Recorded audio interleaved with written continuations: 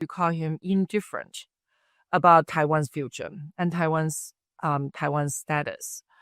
And he is also being perceived as most unlikely to adopt a military intervention in the Taiwan contingency if mainland China decides to use force. We know that in the Chinese calculus, the most significant factor in the Chinese decision making is not whether China is ready. Well, China is ready for what? Is China ready to take over Taiwan? The key to that question is another question.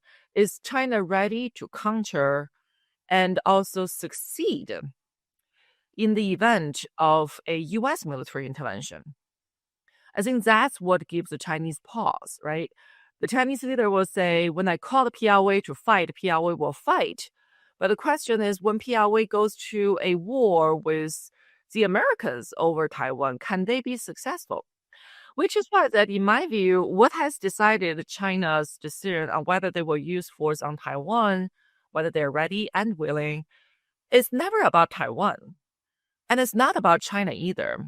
It has always hinges upon the prospect of U.S. military intervention. So now with the perception that U.S. president, there has never been a president so indifferent about the future of Taiwan and the status of Taiwan, and so unlikely to use force, that gives Chinese ideas, that gives the Chinese encouragement.